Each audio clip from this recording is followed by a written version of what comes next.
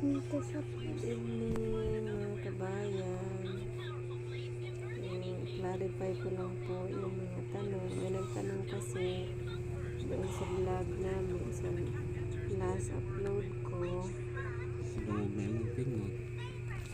So, clarify ko lang po mga kabayan kasi may nagtanong doon kung bakit mag-isa lang ako. Nandiyan naman yung mga tiyahin ko, yung mga kapatid ko. So, clarify lang po namin ni Loloy kung bakit mag-isa nga lang po ako. So, ganito po kasi yan.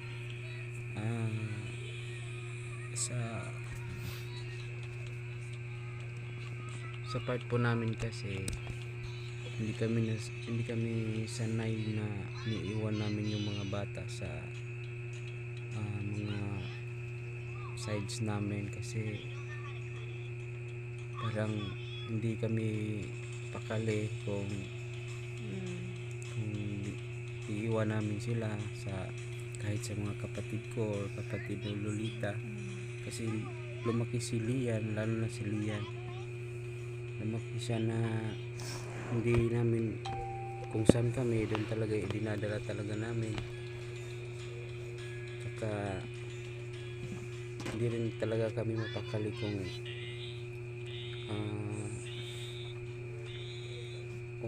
iiwan namin yung bata ba sa mga tao, mga kapitbahay or mga kapatid, kasi hindi talaga kami sanay na iniiwan sila. Tsaka pangalawa, yung budget din namin, si Lolita is ano rin kami pag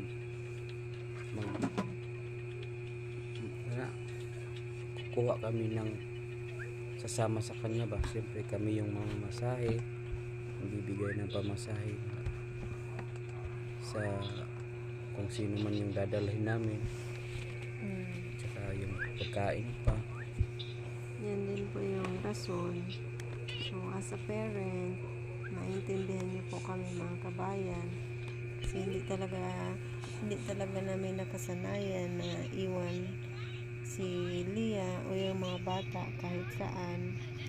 Si Lian okay na kasi malaki na siya, pero nung bata pa yan, talagang kung saan ako, andun din yan. Nagtatrabaho ako, nag-apply ako ng trabaho, kasama ko yan.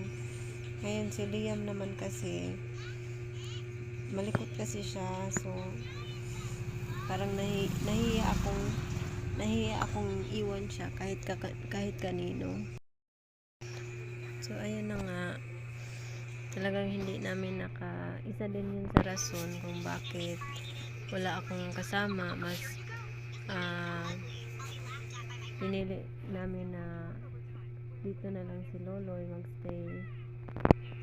Si Liam nga, kami kasi yung ano ba, yung mga magulang na parang hindi ba mapakali pag iniiwan namin yung mga bata, kasi hindi yung mga, kasi ano lang kasi yung ginagawa nila, so hindi mo makikita, hindi mo maano ba na ikaw talaga yung magbantay na magulang. Syempre iniisip mo yung safety nila, yung yung kinakain nila, lalo na itong si Liam na rin, may mga pagkain din na bawal, so ganyan yung kaya talagang hindi sumama si Loloy at hindi namin pinabantay si Liam kahit kanino. So isa din yun. Tapos yung budget pa, baka kasi iniisip ko pag nagpasama ako, andito naman yung ate ni Loloy, available naman yung sister ni Loloy, tsaka pwede ko siyang dalhin, pero yun na nga, yung budget namin hindi ko pa alam kung magkano talaga yung magagastos namin doon sa Tagbilaran. So ako na lang talaga mag-isa pumunta.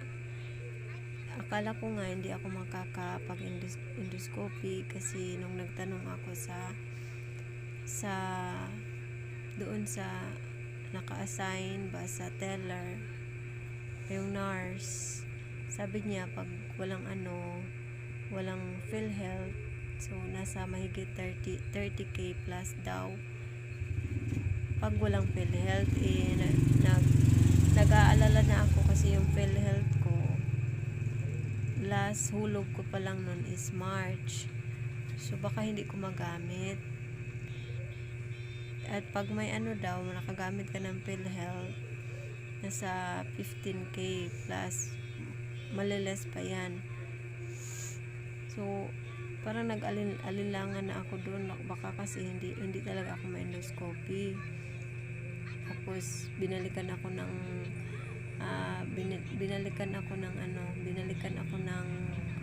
yung nurse, nausap niya ako ulit.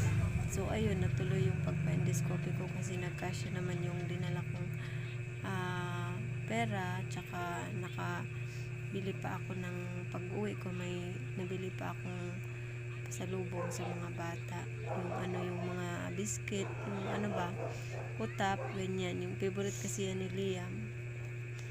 So ayun, kaya sana wag na lang kayong tanong, and wag na lang din gawa ng issue. Wala naman pong issue sa amin ng mga relatives ko.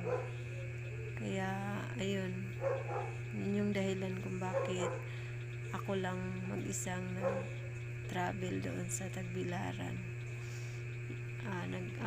Nagtitipid lang din sa gastos, plus may may gamot pa na bibilhin. Yan yung kasi talagang iniisip ko pag nagpasama pa ako. Kung pwede naman si Loloy kaya nga lang yung di kami nasanay na iwan yung mga bata. Kasi malayo pa yung biyahe. Malayo. Tsaka si Liam. Yun yung iniisip ko. Okay lang sana kung nasa lungsod lang namin. Nasa lungsod lang ba, ilang oras lang kaming mawawala. Isang araw din. Madaling araw nga sila umalis.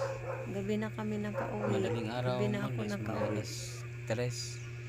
Tapos nakauwi mga alas 9 na ng Alas gabi. 9 na ng gabi. So pag ganyan katagal Kawawa naman yung bata. mawawala kaming dalawa ni Loloy, panay iyak na yan, panigurado. Ilang oras nga lang ako mawala, iyak na yan. So as a parent, maiintindihan nyo kami mga kabayan, lalo na yung Iba-iba rin kasi tayo ng pag-handle ng mga bata. iba-iba. So pasensya na putol-putol yung video namin. Kasi yung cellphone ko nagpo-full storage kahit wala namang laman. So ayun na nga, iba-iba tayo ng pag-handle sa mga bata. Kung yung iba nakasanayan nila na iniiwan yung talaga yung oras, okay lang naman iwan sila kung isang oras lang, kalating araw, ganyan. So na alam ko na kasi kung gaano ka katagal ba mawawala, tapos hindi pa sure kung makakauwi ba talaga ako kaagad, hindi sure kung makakauwi ako ng same day. Nagdala nga ako ng extrang damit, si plano ko kapag hindi ako nakauwi, doon na lang ako magstay sa Tagbilaran, layo na to. Pero praise God at nakauwi rin naman ako kaagad. Nagdala ko ng extrang damit, underwear, ganyan, nagdala talaga ako. So, nakauwi naman ako ng same day. Yeah, yun yung dahilan. Sana wag na lang mag-create ng issue ba. Wala naman kaming issue sa mga relatives namin. Kanya-kanya rin naman tayong pagsisikap, mga hanap buhay. Tsaka busy, baka may busy rin sila, may mga ginagawa sa buhay din. Tsaka kaya inisip na lang namin na kaya naman namin, by the grace of God, awa ng Diyos, natapos rin naman. Pero babalik pa ako mga kabayan after a month na i-maintain ko yung gamot binigay ni ng doktor. Babalik ako for another test and praying again for provision Sa gamot, kasi sa mahal mga ang gamot. At saka dun sa nagtanong din pala sa kung generics ba, kasi sa kami uminom naman talaga rin sila ng generics, kaso nga lang Nag-ano na po ako mga kabayan the effect dumi. bago ako nagpunta ng Tagbilaran, so nakapagpa-check up na ako dito sa lungsod namin. Same pa rin naman yung gamot na binigay ng doktor. Kaya lang, yung mga iniinom ko dito, yun yung sinasabi nyo, bakit hindi na lang sa yung generic, yun yung mga iniinom ko pero hindi naman tumalab. Kaya try yung another na yung mas malakas yung yung branded ba na gamot, Dosage. kasi kung generics din naman tapos hindi ka na mawala namang Kung yun pa rin, ganun pa rin yung iniinom ko. wala rin Same lang talaga yung binigay ng doktor kung ano yung inom ko dati, pero may dinagdag siya na gamot. May dinagdag siya yung acid blocker, tsaka anong pa yung isa, yun yung antibiotics. So that's all for today mga kabayan. we're still praying for provision sa gamot, kasi mahal yung gamot niya, maabot ng 1 pill at Yan, nabanggit ko na sa kanya. mahal. So ayan, and So, thank you. we believe that God will provide, kahit alam naman natin na maraming mga pagsubok, problema sa buhay. Alam naman natin na ang Diyos ay hindi mahaba yung kamay niya, ina-extend niya para sa mga taong lumalapit sa Kanya. We believe na God will grant sa mga prayers. Salamat din sa mga nag-pray. Thank you mga kabayan. Salamat din sa sa support, patuloy niyo support sa amin, sa mga taong nagbigay ng financial. Thank you so much. Matulong na po yun sa amin. Thank you so much. Sa Lord na po yung magbalik ng blessing sa inyo. Maraming salamat mga kabayan at sa support niyo sa amin. Sa pag-support niyo sa channel namin, malaking tulong na po yun. Thank you again and God bless us all everyone. Bye-bye.